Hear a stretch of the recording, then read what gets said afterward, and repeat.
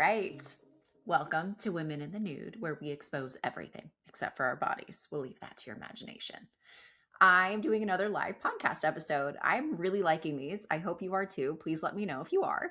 I got some amazing questions from you, and I'm very excited to answer them. So let's get going. One thing that, like, right out of the gate, I think this is awesome, is do you struggle with loose skin after pregnancy and weight loss? And thank you for asking that question, because I think there are a lot of women that deal with this. I did quite a bit, actually, and I think there's a lot of women out there with PCOS in particular who gain an extra amount of weight, or at least we're predisposed to that when we're pregnant. And my weight has fluctuated a lot over the years, particularly at that point when I was postpartum. I had finally regulated my hormones, which was also a total shock for me. But what ended up happening is that, I was trying to eat the best that I could, that I knew how, for my PCOS at the time. Well, it really started working because my metabolism started operating normally. And so I lost a lot of weight very quickly. And because of that, I had a lot of loose skin. And, after breastfeeding as well, that was a huge part of that. And I mean, the reality of your body changing, everybody's body looks different after pregnancy. And, mine was a very typical, I feel like, PCOS postpartum body. And there's so many beautiful things that happen to your body, but a lot of them are very difficult postpartum for any woman, not just a woman with PCOS. And that was really hard. I've been pretty open about this journey, but I love talking about it because of my PCOS journey and where I was at postpartum. About, I think, probably six months, maybe 8 months postpartum, I had made the decision to actually get that skin removed and get breast reduction. And I made that decision for multiple reasons. We had decided at that point that we were most likely not going to have another baby. And I was at a place with my PCOS where I, I had fought for so long to get to a healthy, normal place. Achieving that was such an amazing goal. And that was kind of the last piece. And I think that if I hadn't, I would still love my body the same.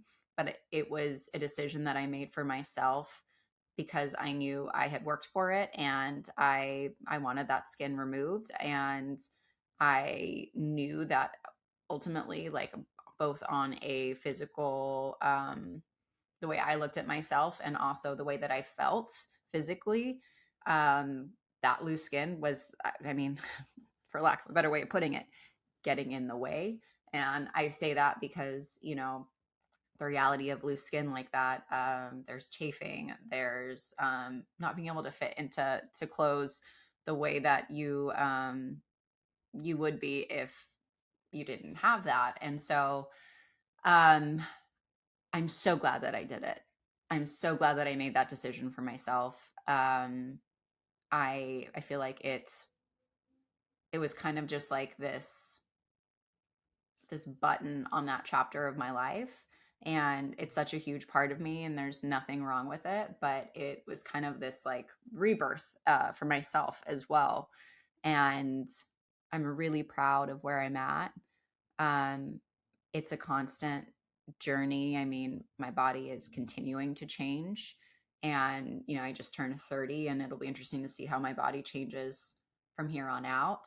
But I feel like every bit of progress that I've made, I'm just so proud of what my body can do and what it's done, in spite of everything that it's been through. But I guess, speaking to other moms out there, or maybe soon to be moms, I think every journey is different. And your postpartum body is something to love and be proud of. But that doesn't mean that you are going to be, ecstatic with it either. I think we find ourselves with two messages. We either find ourselves being forced to bounce back through social media, or being forced to only look at it positively. And I think that that's very unrealistic, because at the end of the day, you do look different. You have a new identity. You have this little thing that wants something from you 24/7. And it's very hard to prioritize yourself and your self-care through that. Looking at your body as this, incredible thing 100% of the time is just not true. And so, and I, it's not that your body isn't beautiful, or that your body isn't strong, or that your body isn't capable of so many wonderful things. And it is definitely worthy and of love. But your mind is going to be in different places all the time. And I'm trying to articulate this in a way that, the way that I'm thinking about it. But I think more so my point is, don't be so hard on yourself, because if you don't love your body 24/7, there's nothing wrong with you. That is something that is normal. Like, sometimes we feel bloated and uncomfortable. You know, postpartum, sometimes you're like, oh, I really loved those jeans and I don't know if I'm ever going to get back into them.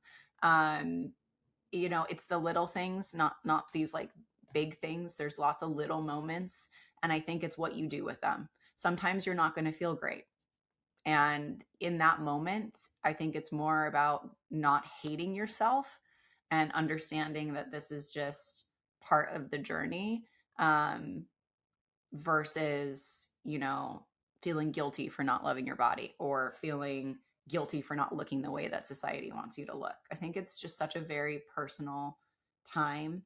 And how the most important thing is how you look at yourself.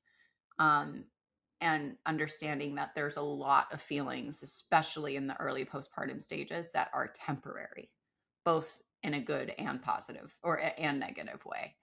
It's a really hard time, and I don't think people talk about it enough. Um, it's really hard. It is really hard to go through such a traumatic and beautiful experience, then go into sleep deprivation and navigating this new role, and whatever challenges might be in place for your new baby. If you've got more than one kid, that's an extra layer of like stress and workload, and then trying to navigate this new version of yourself. So I guess more so my advice there is to just be gentle on yourself and understand that your body is going to look different, and every single person's journey is different. Please do not compare your body to other people's bodies. I think that is something that is probably the most important. And focus on, any sort of step towards progress, of feeling strong and feeling healthy, versus looking like an ideal, picture in your mind. I feel like I'm at a place where I feel better than I've ever felt.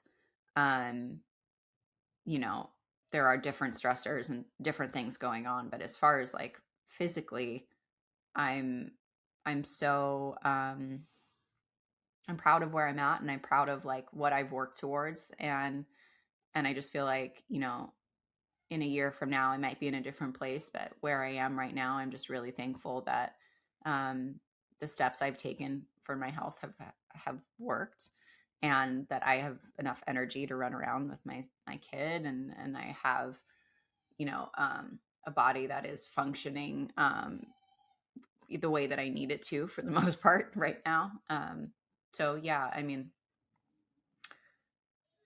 I don't know, whatever you want to do with that statement. That's just kind of how I'm feeling at the moment. And then, what message would I give to people who are struggling with PCOS? I mean, this is a great question. It's also a really big question. Similar to the postpartum side, it's everybody's PCOS journey is so different. It looks different on everybody. And I think that because of that, if you have PCOS, talking about it is important because it's cathartic for you, but it's also, I think, important for other people with PCOS to understand that they can talk about it too. Um, so many women have it, and so many women don't talk about it, whether that's shame or maybe not understanding it enough to really know what to say or know how to explain it.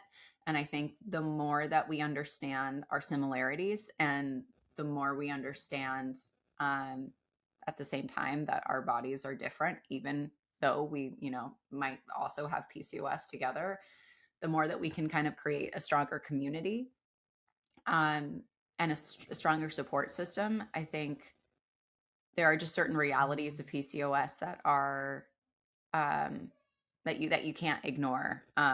Your body operates differently, simple as that, and being able to find a support system, whether that's community on social media, whether that is finding the right doctor for you, the right dietitian for you, um, just the right resources, the easier it is to navigate. Doesn't mean that the process or what you're dealing with is easy, but being able to understand it is really the first step, and something that is life changing.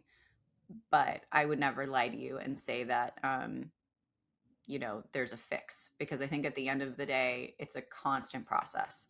It's a constant journey. Your body will be constantly changing, and I think just giving yourself, grace, which is hard. It's hard to give yourself grace all the time. You just can't. Um, and I think just trying to recenter yourself as best as you can is what's important, because some days are going to be much harder than others, and that's just kind of the reality of it.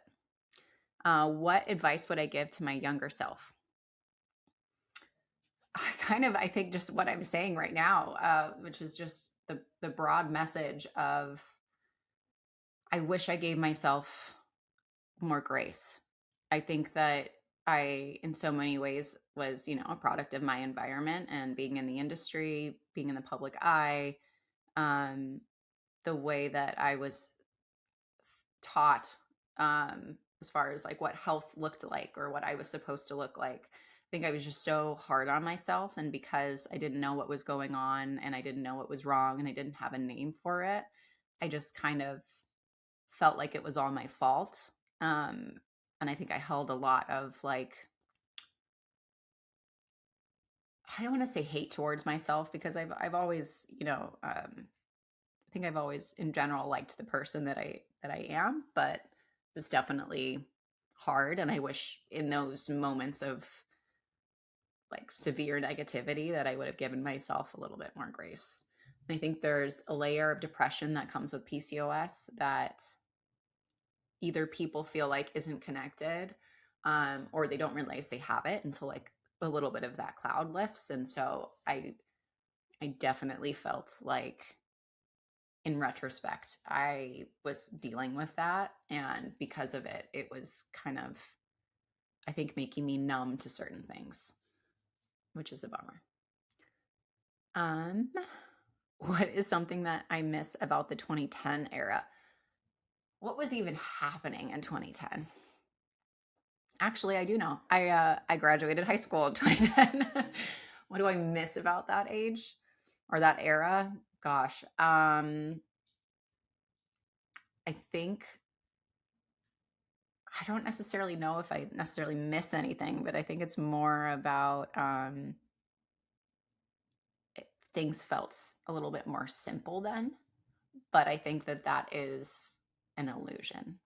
I don't think that that is something that is true. I don't think anything is generally simple. I think it was just my understanding of what was going on at the time. Um, but I'm happy to be where we're at. I mean, it's a really hard time in the world right now. So there's a lot going on that I'm not happy with. But as far as what I've done with my life, I'm happy with where I'm at. When filming PLL, did I know who A was, or did I have to wait like everybody else? I I feel like I knew more sometimes and knew less other times. I think Marlene in particular was very fun and creative in the way that, you know, she would give you hints, but she wouldn't give everybody hints. And so if you were potentially going to be A, or if it was going to look like you were going to be A, maybe she would give you some more information. But generally speaking, we all kind of had to wait until a table read to have, you know, any sort of answer to something. And I'm not a very patient person, so sometimes that was very frustrating. Any film genre you haven't acted in yet that you'd like to try? I feel like I've been pretty lucky. I think I've done a lot of different genres. You know, I always tend to go towards like the dark morbid stuff. I just, for whatever reason, really like that. But I feel like I would also like to do more comedy. Um, I don't know. I've been kind of dipping my toe into that, and I don't in any way, shape, or form feel like I'm a comedian, but I do really like being around comedians, and that type of playground, that set feels really, really fun. And it was something that I was really scared of before because I just felt like I was not funny, and that was a lot of pressure. But I do feel a little bit more. I don't know. I feel drawn to it more than I used to. Favorite comfort TV show or movie? My favorite comfort show is The Great British Baking Show. By far, I can turn that on at any time and feel, you know, I don't know, warm and fuzzy inside. My favorite comfort movie. This one's a little harder. It depends on my mood, but I really love binging Harry Potter. I feel like that's always like a comfort, and I actually did that recently. Hmm. If I could only listen to one artist slash album for the rest of the year, who would it be? Incredibly difficult question, and I will have to come back to that because I don't know. I love music too much to decide on one person. I don't know. How long before the idea of starting Women in the Nude podcast did I make it happen? Great question. I will actually give Hudson, my husband, credit for this one. He had been telling me that I should start a podcast for a while. And so I feel like from him kind of planting that idea to me kind of thinking about what it might be or what it could be, probably 2 or 3 months. And then I feel like I just kind of went for it. So probably should have been a little bit more prepared, to be honest, but I kind of just wanted to dive in. And I knew that there was, you know, plenty to speak about. And I have so many amazing, you know, female friends that um, it was just something that ended up becoming pretty second nature. However, I feel like the second season is really where it kind of blossomed as far as being a little bit more structured, I guess. But we still have so much that we're learning and kind of finding our groove that it's nice to be. I love doing it in person. It always is a little bit of a bummer when I have to do it remote because I really love connecting with women in person and, you know, sitting on the couch having the blankets and really being cozy with people. So I try and do that as much as possible. But I feel like we're still learning and we're still learning from you. So when you give us feedback and you give us ideas and you know, I don't know, share a little bit about what you want and what you want to hear and see, that really helps us. So please always give us feedback, the good and the bad. We want it all. And, you know, we want to make sure that this is something that is growing for you. Because ultimately, this, you know, I love this podcast and it's based around creating a community for us. And so your input matters. There is, where did it go? I'm looking at all these questions and there's so many good ones.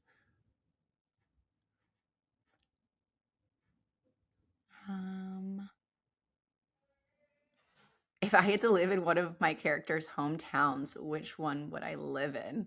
This is a great question. I've never gotten this question before. Um, that's a good question. I'm trying to think out of all the characters that I've played.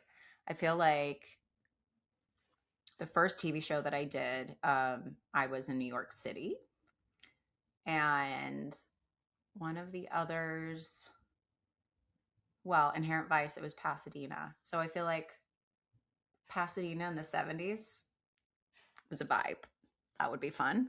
Um, or I've never truly lived in New York City, and I thrive when I'm there, and I feel like little stints are so perfect. Like a 3 month, go at living in New York City. I feel like I would love that. And you know what? Hendrix loves New York City too.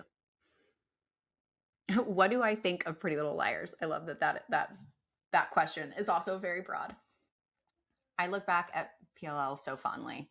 Um, it was such an amazing experience, and I feel like I gained not only just industry experience as far as acting goes, and you know kind of living in a character for so long, but I also grew a lot as far as just in general life goes. I grew up on that show, and so much of my young adult life is tied to PLL, and that journey is just so personal, and so I hold everybody close. I feel like we all still talk to each other. I mean, we will always be family, and now we're getting to the point where our lives are expanding, and we've got businesses, we've got kids, we've got partners, and it's cool to see where everybody has grown and where they continue to go.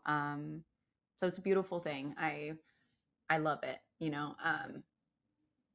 I feel like I started a rewatch, and I should probably continue that. It's super weird to watch myself on screen, so that doesn't come naturally. But it is fun to see, what we did, where we were at the time, and I think where the world was at the time too. I'm very proud of the show, though.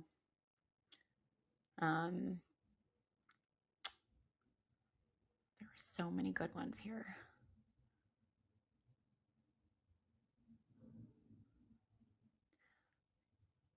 Pause.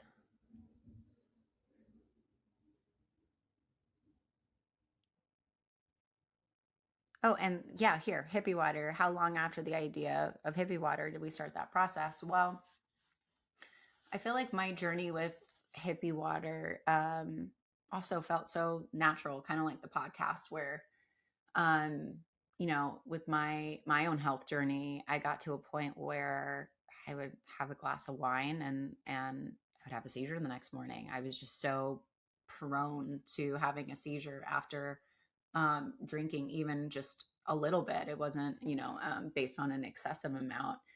And so, something that I was doing to unwind or relax was having such a negative effect on my body that there was really no point. And, I just kind of, it was just not worth it. But I felt like I was losing that social experience. I was losing that ritual. And so I was searching for a replacement. And a friend of mine asked if I had ever tried hemp beverages. And I didn't even know that you could drink it. And so I tried a bunch of them. And at the time, because the industry is still so new, at the time, I didn't like what was on the market. Either it tasted like bong water or it was too sugary, or both. But what I did love was the way that it made me feel, because it helped me relax, and I slept really well, and I didn't wake up hungover. So being able to kind of enjoy it in the same way, with a can in a glass, out with girlfriends or at home, it felt really familiar, and the feeling was great. And so the friend that suggested it is actually our co-founder, a good friend of mine. She's also a food scientist. She created Hippie Water. She's incredible at what she does. And her husband, Alex, who's my co-CEO, has been in startups his entire career, and is great in tech. And Hudson has been in marketing and social media marketing in particular. And so the four of us kind of just, thought we have this opportunity to really help other people in the same way that it helped me. And um, it's just so natural for me. And also, I want a product selfishly that I want to drink every day that fits into my health and really suits my own wellness journey. And so, being able to accomplish that was really cool with friends, being able to, build a company from scratch, something that I'd never done before, really has pushed me in ways that I didn't know that I was capable of. And so it opened so many doors, and I've met so many incredible people along the way. And as we hire people and as we expand, as we add new drinks like Hippie Energy, being able to create another product that is solving a problem, solving my own problem in the morning. Actually, yeah, here we are. It's a game changer in a lot of ways, both in my personal life and just in general, how it's affected other people. Being in a position where people come up to me and say that it's helped them. I mean, it's so rewarding. It's like, oh, right, this is why I'm doing it. It's just such a confirmation that it's the right direction, and I'm so proud of what we've built and what we're building, what we've made, where we're going. We have so many exciting things happening this year with Drink Hippie. So just in general, as a company, I can't say what we're coming out with yet, but there's another thing that we're coming out with that solves another problem. And I'm really proud of the way that we've created our products to really help women in particular. Um, we want to help you at every stage of your day. We want to support you. And so much of that includes what we put in our body. And so really curating and formulating things that do just that aren't trends, but really help you and support you that is our mission. That's what it's based on. And we always keep that in mind no matter what. And so I'm really, really excited for what's to come. What sparked my interest in acting? I mean, I was so little, very like organic. I feel like I liked being in front of the camera, photo shoots, dressing up, girly things. And we just happened to have a friend that had their son in the industry, and they sent my photo to their agent, and I got signed, which is, one of the hardest things to do. I feel like as a kid, it's a lot easier. And,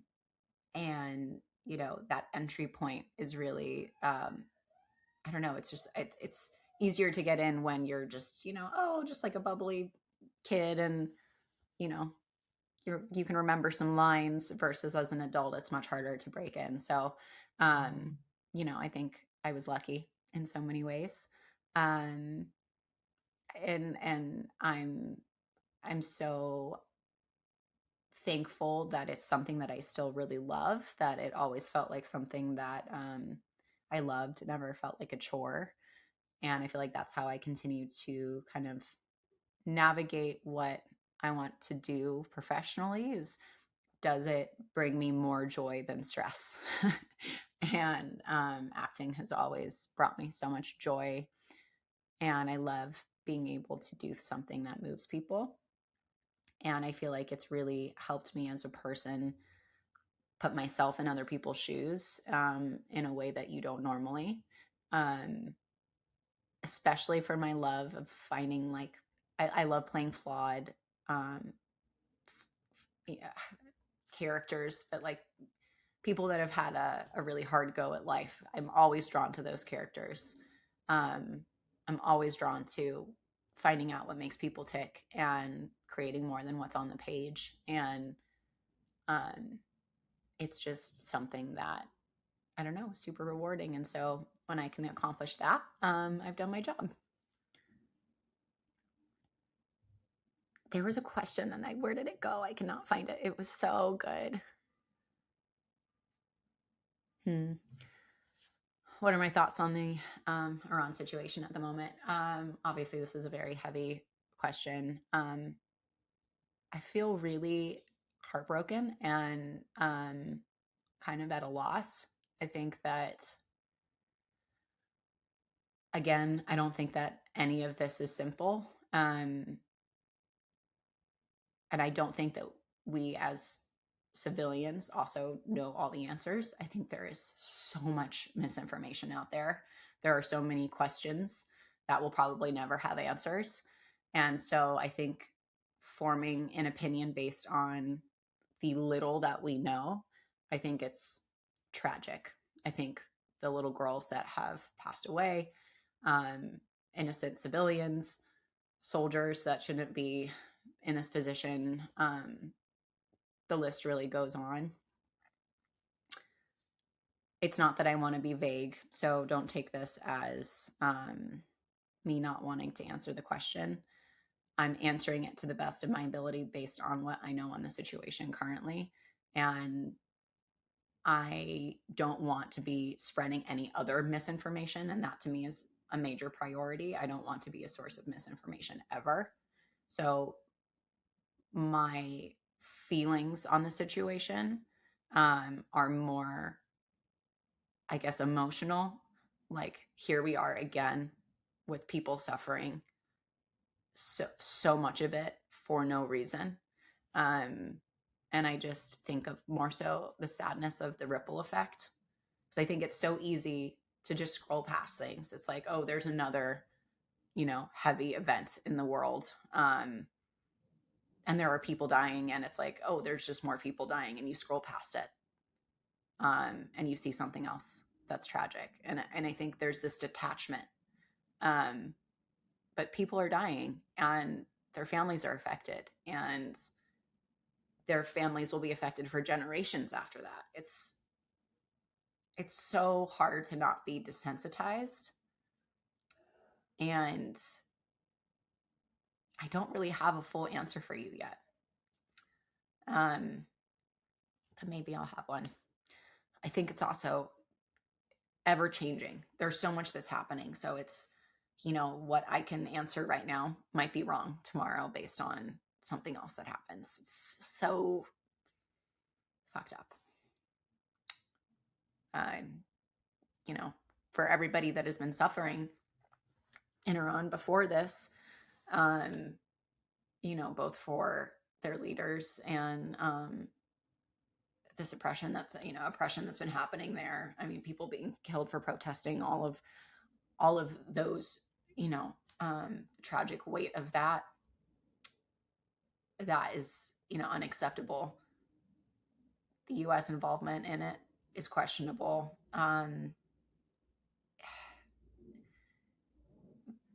These are very complicated times. And, like I initially said, based on the little that we know, based on things that may or may not be misinformation, it's so hard to form an educated opinion on the matter. And I feel like so much of what we do is finger pointing. And it's really, really difficult to make a stance other than just, can we please just have some basic human rights?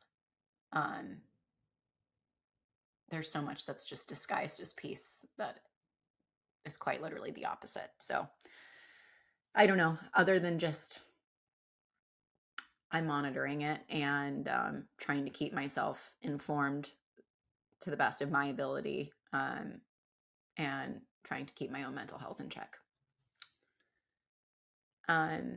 Someone said, where can I watch the old videos that were removed from YouTube? I'm not sure which videos you're talking about. Hopefully they were not removed from YouTube. Now I've got to go back and see. But I'm sorry about that. I should do an episode with the Glee podcast since both shows were so popular. That would be so fun. I completely agree, and I will do my best to make that happen. Oh, what is my own Emison endgame story? First of all, we didn't get divorced. My endgame is that they both grew together therapy for sure. You know, figuring out the way that they can be the best partners to each other, the best moms, um, seeing them recover from trauma and really shape a beautiful life. I think that is my goal, my end game for Emison. And I love them together.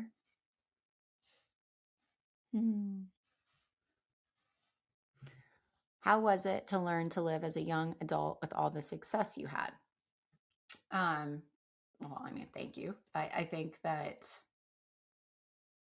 I don't know, I think it's a bit of a wave. You know, I think in the entertainment industry, sometimes you're hot, sometimes you're cold, sometimes you're in between. And so I think as far as living with the success, I mean, I think internally, I'm proud of the work that I've done. And I obviously hope to do more. I think ultimately, you know, I'm fulfilled by so many other things in my life as well, that when I get to do a role that I love, it's such a treat. And so success, I think, is the definition of success to me is so different than it was maybe 10 years ago, both, you know, as a mom in business, as a wife. Like the life that I'm building that's outside of the entertainment industry is also so incredibly important to me. And so living with that success, it's got different definitions depending on, you know, what I'm doing at the time. I'm literally choking on my own spit. Don't mind me. Let me see. I'm gonna check one more thing for some questions. I'm literally not crying, don't worry, I'm just joking. Oh my gosh, there's so many. Okay, hold on.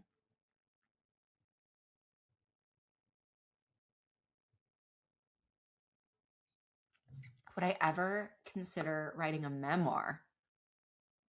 Oh my gosh, I've never thought about that. I mean, maybe. I feel like creating a memoir the idea of it feels very intense. Um, but I feel like I never have a lack of things to say. So maybe. Um, answer is not no. The answer is not yes. But I appreciate the kind words you put after that question. And, um, you know, I think that, I don't know, I feel like I would have to feel like I'm in the right place in life to write that. But I'm already so happy and proud with the things that I've accomplished. And I think the struggles that I've had, I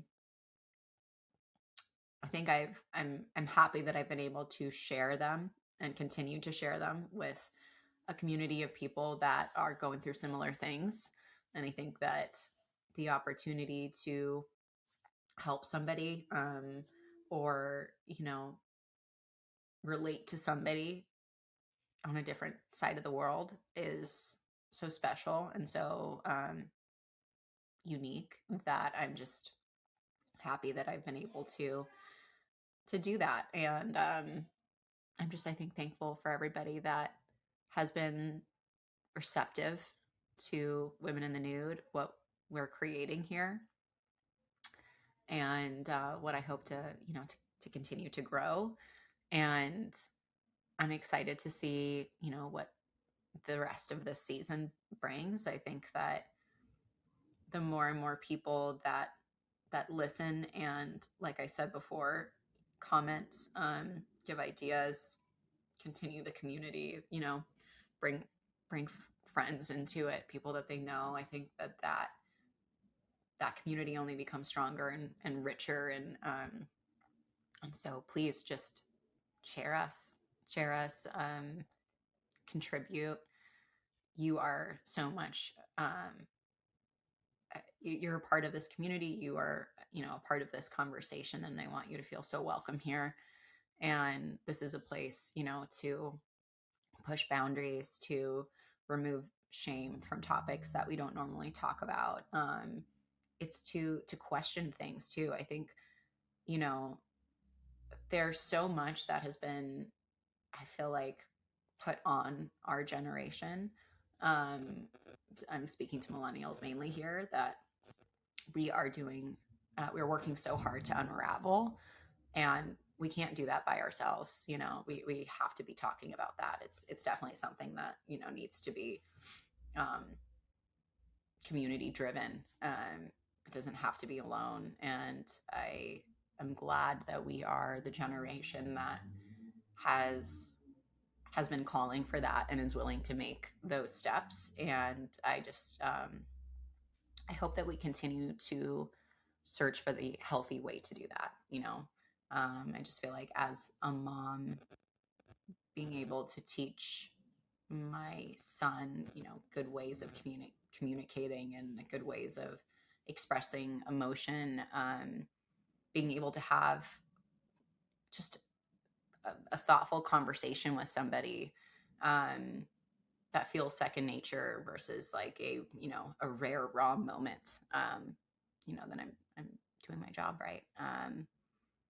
But yeah, thank you for being a part of this. Please comment below, comment new questions. I love seeing everybody tune in live. If you like these lives, please let me know. And I'll be going through all of the comments and questions, and improving for next time, and adding them for next time. And I love you all. So cheers. Happy Monday.